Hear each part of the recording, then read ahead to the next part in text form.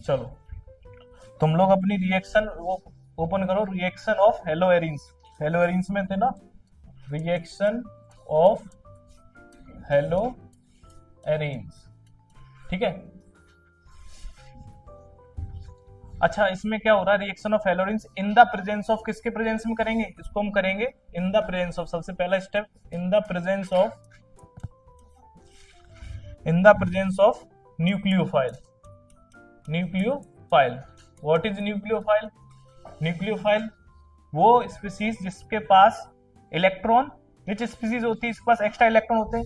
तो for an example हम यहाँ पे लिखें, एक हमारे पास OH नेगेटिव है, दूसरा हमने पढ़ के आए हैं ना NO2 वगैरह, ये सब क्या है, इन पे जिनके पास एक्स्ट्रा अमाउंट में इलेक्ट्रॉन्स हैं उन्हें क्या बोलते हैं, electron rich species, is called nucleophile, ठीक है। इनको क्या बोलते हैं, न्यूक्लियोफाइल।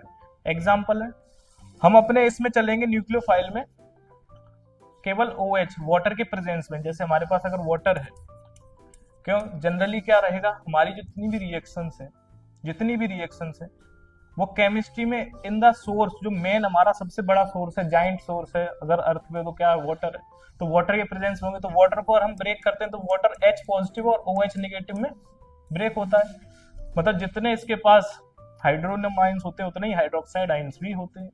तो हम OH नेगेटिव आयंस की प्रेजेंस में, किस आयंस की प्रेजेंस में, OH नेगेटिव आयंस की प्रेजेंस में इसको यूज में लेंगे रिएक्शन में। तो हम अपने बनाएंगे एक हेलोएरिन की रिंग, ठीक, हेलोएरिन की रिंग। ये क्या है, हमारा बेंजीन है। बेंजीन पे फॉर दैट एन एग्जांपल कोई क्लोराइड लगा है, और ये chloride in the presence of, हमने यहाँ ले लिया NaOH। अब ये मालूम है सबको कि NaOH को ऐसे ब्रेक करेंगे तो Na पे आता है पॉजिटिव चार्ज, OH पे क्या आएगा, नेगेटिव चार्ज। तो ये यहाँ से क्लोराइड को हटाने में हेल्प करेगा, और जो हमारा हेलाइड है वो अलग निकल जाएगा, ठीक।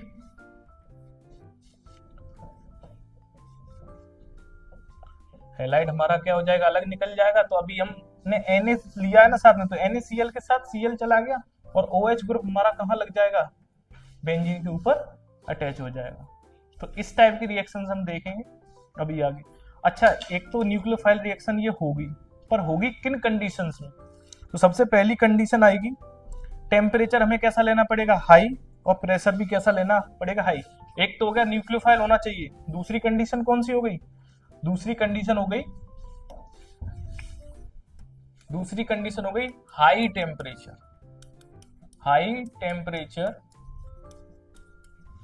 And pressure, high temperature and pressure. दूसरी कंडीशन कौन सी, high temperature and pressure. Approx temperature मान के चलो तो 700-800 डिग्री केल्विन, 600-700 डिग्री केल्विन। तो हम यहाँ लिख देते हैं टेम्परेचर हमें लेना है 600 टू 700 केल्विन के आसपास, और प्रेशर हमारा रहेगा 100 टू 300 ATM, या इसको बार भी बोल सकते हैं, चलो। तो ये हमारे प्रेशर्स के वो हो गए, इतने बीच में हमें लेना है। मतलब प्रेशर देखो, हम जब अपने नॉर्मल अभी सरवाइव कर रहे हैं जिस जगह पर, वहां अगर तुमसे पूछे प्रेशर कोई कितना है, तो 1 ATM का प्रेशर है।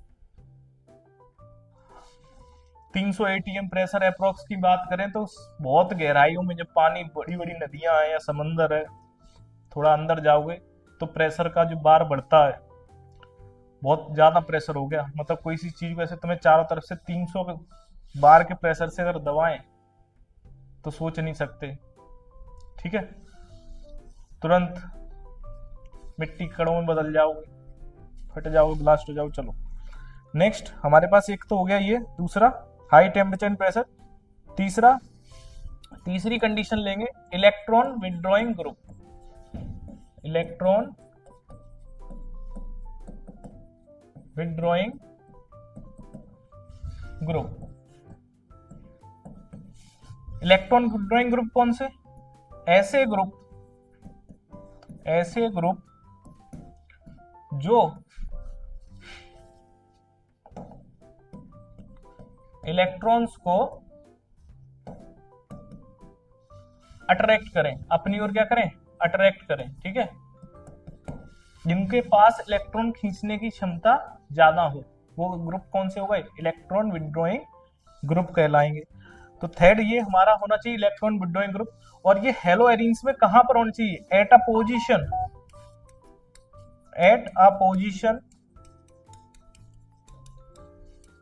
Of ortho and para, ortho and para position पे प्रेजेंट होने चाहिए। ऑर्थो एंड पैरा पोजीशंस कौन से होते हैं, तो कोई भी हमारी रिंग्स है और इसमें ये तो हमारी नॉर्मल पोजीशन, इस पोजीशन को बोलते हैं ऑर्थो, ये भी ऑर्थो। अब एक सेकंड, इसको हम थोड़ा अलग कलर से मार्क करते हैं, बॉन्ड नहीं बनाते यहाँ पे ना। तो ये नॉर्मल पोजीशन हो गई, ये ऑर्थो, ये हो गई मेटा पोजीशन, और ये वाली पोजीशन हो गई हमारी पैरा पोजीशन। कौन सी पोजीशन हो गई, पैरा पोजीशन। तो जो हमारे इलेक्ट्रॉन विड्रॉइंग ग्रुप होंगे वो किस पोजीशन पे होने चाहिए, या तो ऑर्थो पोजीशन पे होने चाहिए या पैरा पोजीशन पे होने चाहिए। तो ये अच्छी रिएक्टिविटी शो करेंगे, अच्छा रेजोनेंस इफेक्ट क्रिएट करेंगे, अच्छा इंडक्टिव इफेक्ट दिखाएंगे, और रिएक्शन कम टेम्परेचर और कम प्रेशर की प्रेजेंस में हो जाएगी। अगर ये नहीं होते हैं ऑर्थो पैरा पोजीशंस पे, तो उतना ही हमें ज्यादा टेम्परेचर और प्रेशर लेना पड़ेगा और ज्यादा स्ट्रॉन्ग न्यूक्लियोफाइल भी लेना पड़ेगा। ठीक है, तो ऑर्थो पैरा पोजीशन कौन सी ग्रुप बताए थे, इलेक्ट्रॉन विड्रॉइंग ग्रुप। अच्छा, कौन से होते हैं इलेक्ट्रॉन विड्रॉइंग ग्रुप, चलो जनरली हमने अभी देखा है अपना, एक तो OH, दूसरा NO2 अभी देख के आए, cyanide, NC,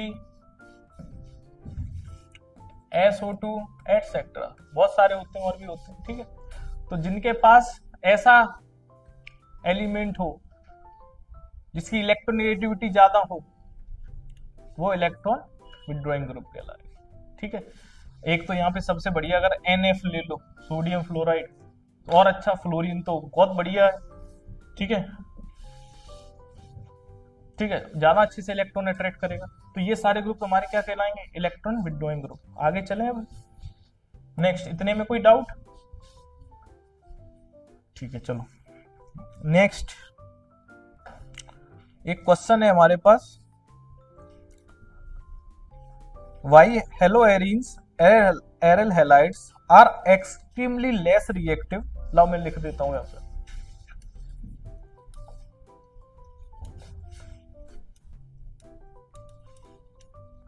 Y hello arenes, इनको हम एरल हैलाइड्स भी बोलते हैं,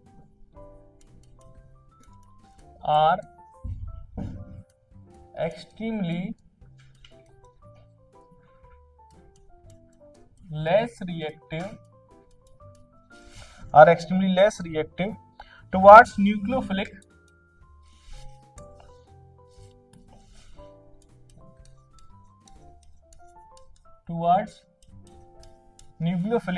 substitution reaction। ठीक है, क्वेश्चन का मीन्स क्या बोल रहा है कि जब हमारे एरल हैलाइड्स होंगे, मतलब ऐसे रिंग वाले कंपाउंड या सिंपल सा बेंजीन ले लो, उसके ऊपर कोई हैलाइड लगा हुआ है, तो वो हमारा लेस रिएक्टिव होता है टुवार्ड्स द न्यूक्लियोफाइल। ऐसी क्या कंडीशंस होती हैं, तो सबसे पहली कंडीशन होती है इसका रेजोनेंस इफेक्ट। क्या होगा सबसे पहली कंडीशन, इसके रेजोनेंस इफेक्ट। इसको थोड़ा साइड में करते हैं, ये रहे एरल हैलाइड्स, इसको नहीं दिख रहा थोड़ा सा, एक सेकंड, हाँ ये रहा एरल हैलाइड्स। ओके चलो, तो सबसे पहली कंडीशन हमारी कौन सी हो गई, रेजोनेंस इफेक्ट। रेजोनेंस इफेक्ट, ध्यान से सुनना, रेजोनेंस इफेक्ट अभी बैठ के।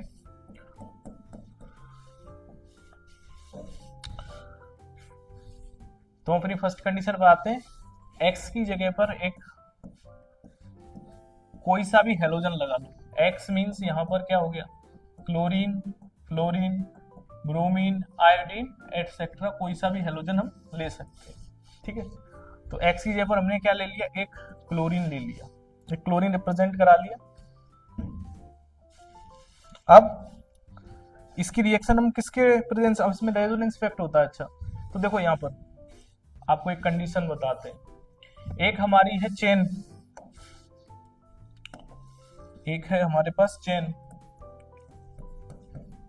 और यहां पर लगा है हैलाइड। इस चेन में क्या है, सभी सिंगल बॉन्ड वाले कार्बन है। अगर कोई पूछे तुमसे कि जिस पर हैलाइड लगा है, जिस कार्बन पर हैलाइड जुड़ा है, उसकी हाइब्रिडाइजेशन बताइए क्या होगी, हाइब्रिडाइजेशन क्या होगी। तो सभी लोग निकाल लेंगे 4 सिंगल बॉन्ड्स हैं, मतलब सिंगल बॉन्ड्स को हम किस में नोट करते हैं, सिग्मा में। तो 4 सिग्मा बॉन्ड है, मींस यहां पर हाइब्रिडाइजेशन हो गई 4 सिग्मा बॉन्ड की वजह से sp3। अब यही कंडीशन तुम्हें दे दी जाए किसमें, हमारे पास एक रिंग है, क्या है, एक रिंग है, और रिंग में हमें मालूम है यहां पर बेंजीन की रिंग कुछ ऐसे दिखती है, और इस पे लगा है क्लोराइड मींस हैलाइड लगा है। अब यहां जो इस पॉइंट पर कार्बन है जो हैलाइड से डायरेक्टली बॉन्ड बना रहा है, उस कार्बन की तुमसे हाइब्रिडाइजेशन पूछी जाए, तो यहां पर कौन सी हाइब्रिडाइजेशन होगी, तो इस पॉइंट पर हाइब्रिडाइजेशन होगी। अगर चेक करो तो कार्बन एक सिंगल बॉन्ड, एक सिग्मा, 2 सिग्मा और 3 सिग्मा, ये वाला कौन सा है, पाई बॉन्ड। तो हमें केवल सिग्मा बॉन्ड काउंट करने हैं, तो यहाँ कितने सिग्मा बॉन्ड हुए, 3 सिग्मा, मींस यहाँ कौन सी हो जाएगी, sp2 हाइब्रिडाइजेशन। अच्छा इलेक्ट्रोनेगेटिविटी, इलेक्ट्रोनेगेटिविटी डायरेक्टली रेस्पॉन्सिबल होती किसके, एस करेक्टर की। जितनी परसेंटेज होगी एस करेक्टर की, उतनी ज्यादा उस कंपाउंड में एलिमेंट की इलेक्ट्रोनेगेटिविटी होगी। एस करेक्टर के मींस एस करेक्टर जैसे हमारे पास एक है sp, फिर आता है sp2 ऑर्डर में, फिर आएगा sp3। यहां अगर तुमसे कोई परसेंटेज पूछे कि यहाँ एस की परसेंटेज कितनी है, दोनों कंपाउंड है तो 50-50 डिवाइड हो गई, यहाँ 50% क्या है एस, यहाँ कितने हैं 3 में डिवाइड हुए, 2 पी और 1 एस, तो एस कितने परसेंटेज है, यहाँ पर कितने परसेंटेज है संजू, हाँ 3 का डिवाइड देना 100 में, 33%। तो यहाँ पे कितनी आएगी 33.33% यहाँ पर एस है, और करते जाओगे वो 333 कंटिन्यूअस रहेगा ही रहेगा। यहाँ पर कोई तुमसे पूछे एस कितने परसेंटेज है, तो एस यहाँ पर है 25%। ठीक, तो सबसे ज्यादा एस कहां पे मिली, sp, उससे कम sp2 में, और सबसे कम sp3 में। हमारे पास क्या है यहाँ पे sp3 और sp2। तो हम समझ गए ना यहाँ पर कि जो हमारा रिंग वाले कंपाउंड होंगे उनके पास जो कार्बन है वो ज्यादा इलेक्ट्रोनेगेटिव है, मींस क्या होगा, ये जो क्लोराइड आपको दिख रहा है ना सेपरेटली, ये क्लोराइड इस वाले कार्बन से ज्यादा अट्रैक्ट हो रहा है, मींस एक कार्बन वहां भी है, एक चेन में है, जो हैलाइड लगा है, एक रिंग वाला है। रिंग वाला कार्बन क्या है कि ज्यादा इलेक्ट्रोनेगेटिव है, ज्यादा अपनी ताकत से क्लोरीन को खींचेगा। यहाँ तक कि हमने तो पढ़ा है कि क्लोरीन ज्यादा इलेक्ट्रोनेगेटिव, वो उसको खींचेगा किसको, कार्बन के इलेक्ट्रॉन को। बट यहाँ पर क्या हुआ कि कार्बन थोड़ा इलेक्ट्रोनेगेटिविटी ज्यादा रखता है, तो दोनों खींचेंगे। मतलब ऐसा कह सकते हैं कि हमने गेम खेल रहे हैं जिसमें रस्सी खींचने वाला गेम है, जिसको क्या बोलते हैं, टग ऑफ वॉर इंग्लिश में। दोनों टीम आमने सामने, रस्सी खींचने वाले, एक साइड प्लेयर थोड़े ज्यादा ताकतवर है तो खींचेंगे।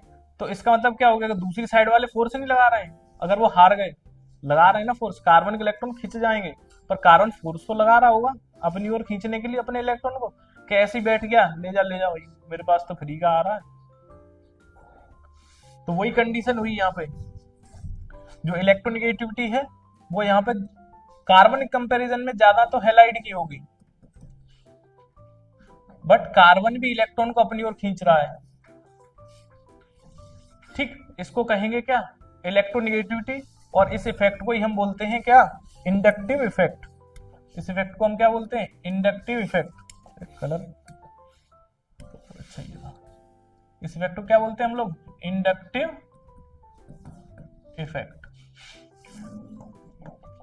अच्छा, हैलाइड के कंपैरिजन, हैलाइड के साथ बोलोगे तो क्या कहेंगे? Inductive effect.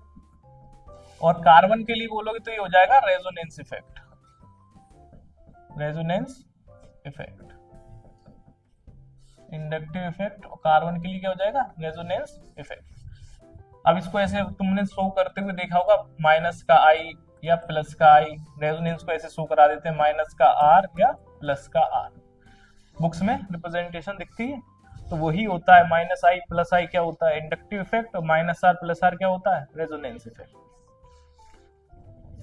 क्लोरीन भी खींच रहा है, कार्बन भी खींच रहा है, इतने पॉइंट में क्लियर हो। बट यहाँ जो चेन वाला है उसमें कार्बन कम फोर्स लगा पा रहा है, तो मींस यहाँ क्या होगी? यहाँ बॉन्ड लेंथ थोड़ी बड़ी होगी, किस वाले की? चेन वाले की, इन कंपैरिजन टू रिंग वाले की। Bond length in comparison to ring, इसकी इलेक्ट्रोनेगेटिविटी थोड़ी ज्यादा। यहाँ भी वही काम हो रहा है सेम। कार्बन का क्या कहलाएगा? Resonance effect.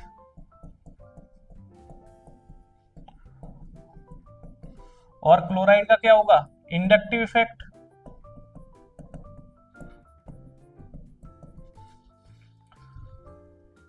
बस इसके बीच में क्या होगा? थोड़ा सा कार्बन अब पावरफुल है चेन वाले कंपैरिजन में, तो इसको थोड़ा अपनी ओर ज्यादा खींचेगा। ज्यादा खींचेगा तो इनके बीच में क्या होगी? बॉन्ड लेंथ कम होगी। किसके बीच में? रिंग वाले भी। और हल्का सा एक थोड़ा सा पार्शियल बॉन्ड बनता है इनके बीच में। क्या बनता है? Partial bond. तो एक तो फुल्ली बॉन्ड है, एक पार्शियल बॉन्ड है, तो हम यहाँ पे डबल बॉन्ड शो करा सकते हैं माइनस का चार्ज लगा करके, माइनस प्लस का। कैसे लगा देंगे? कि यहाँ पर ये तो रहेगा डेल नेगेटिव, ये रहेगा डेल पॉजिटिव, बट एक पार्शियल बॉन्ड होगा रिंग वाले कार्बन में जब हैलाइड लगा होगा उनके बीच में। मतलब यहाँ क्लोरीन थोड़ा ज्यादा पास आ गया। इतने पॉइंट में किसी को डाउट है कि पार्शियल बॉन्ड क्या होता है? पार्शियल मींस आधा बॉन्ड, मतलब जो हमें पूरा विजिबल नहीं है पर शो करा सकते हैं डॉटेड वाली रिप्रेजेंट्स में। अभी कोई डाउट? चलो नेक्स्ट हम रेजोनेंस इफेक्ट देख लेते हैं। ये तो हमने उसके अंदर की चीजें समझाई थी। चलो नेक्स्ट हम रेजोनेंस इफेक्ट देख लेते हैं। ये तो हमने उसके अंदर की चीजें समझाई थी। तो रेजोनेंस इफेक्ट यहां पर देखते हैं इधर।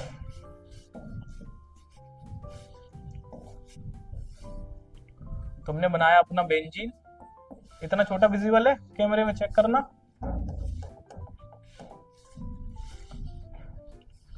तो हमने यहां बनाया अपना बेंजीन, इस पे लगाया क्या? क्लोराइड। बाकी सब डिटेल हम उधर समझ के आ चुके हैं। तो मींस यहां पर क्या होगा कि अगर क्लोराइड के देखे जाएं तो क्लोराइड के पास क्या होंगे? एक्स्ट्रा लोन पेयर्स होंगे। 7 इलेक्ट्रॉन होते हैं क्लोराइड के आउटर मोस्ट सेल में, एक से तो बॉन्ड बन गया। 3 एक्स्ट्रा लोन पेयर है। लोन पेयर मींस जब 2 इलेक्ट्रॉन होते हैं किसी एलिमेंट पर तो दोनों इलेक्ट्रॉन को काउंट करते हैं एक पेयर में, ठीक है। तो इसका ये लोन पेयर यहां पर उतर के आएगा नीचे,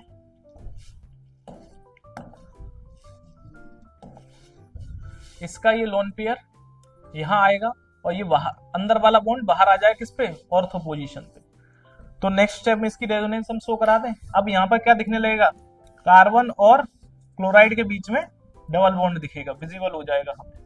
ये देखो यहाँ पर डबल बॉन्ड, और इसके लोन पेयर कम कर दो, और जो अंदर से बाहर इलेक्ट्रॉन आया था उसकी वजह से यहाँ पर एक माइनस चार्ज लगा दो। यहाँ डबल बॉन्ड ऐसा रिप्रेजेंट हो गया, ये वाला electron as it is position पे रहेगा। नेक्स्ट में क्या होगा? ये इलेक्ट्रॉन हमारा यहाँ पर आ जाएगा अंदर, और ये वाला आ जाएगा पैरा पोजीशन पर बाहर। आओ नेक्स्ट वाले स्टेप में चलते हैं।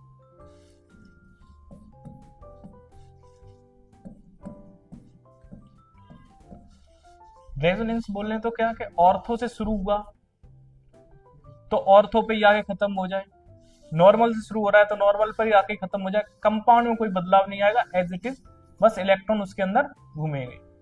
इसको बोलते हैं रेजोनेंस इफेक्ट। ठीक है,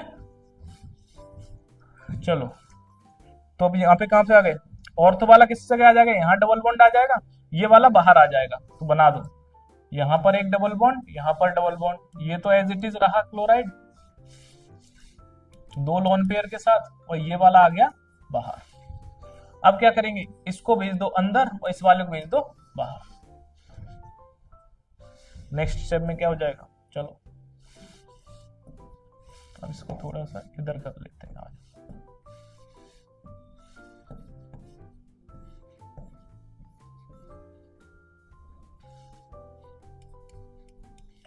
ठीक, तो ये वाला हमारा आ गया बाहर, यहाँ पर आ गया बॉन्ड और यहाँ पर आ गया बॉन्ड। ठीक है, -4। इतने रेजोनेंस इफेक्ट में कोई डाउट संजू, हो गया? तो बस हमारे सारे रेजोनेंस इफेक्ट बन गए। अब लास्ट वाले में क्या कर देंगे, हम इस इलेक्ट्रॉन को वापस उसी को दे दें जहां से ये लोन पेयर उतर के आया है, तो डबल बॉन्ड हट जाएगा। नेक्स्ट स्टेप में दिखाएंगे तो एज इट इज कंपाउंड हमारा शो होने लगेगा। इसी को बोलते हैं रेजोनेंस इफेक्ट। चलो अब वो हमारा वापस वहीं पे चला गया, ये वाला माइनस का जो था इसको हम वापस अब कार्बन को दे दें। ठीक, और हमारा ये डबल बॉन्ड जो इसने इसके साथ क्रिएट किए वो ये वाला बॉन्ड इधर निकल के आ जाएगा। नेक्स्ट नेक्स्ट नेक्स्ट, और ये अपनी पोजीशन पर, एक सेकेंड लाओ ना, इसको हटाओ हटाओ। इस वाले को हम इस साइड लगा देते हैं, थोड़ा हमारा स्ट्रक्चर घूम गया ना, तो इसको इधर लगा देंगे और ये वाला हमारा बाहर वाला इलेक्ट्रॉन अंदर चला जाएगा। ठीक, लाओ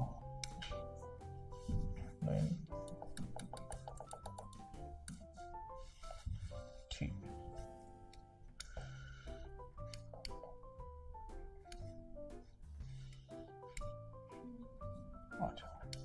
देखो ध्यान से, ये डबल बॉन्ड वाला अंदर यहाँ पर, और ये इलेक्ट्रॉन बाहर किससे, क्लोराइड से हम लाए थे ना एक्स्ट्रा वाले लोन पेयर, तो वो वहीं पर वापस उसे हम दे देंगे। ठीक, तो बना दो हमारा जैसा था एज इट इज दिखने लगा कंपाउंड। ठीक है, कोई डाउट? इसी को बोलते हैं क्या, रेजोनेंस इफेक्ट।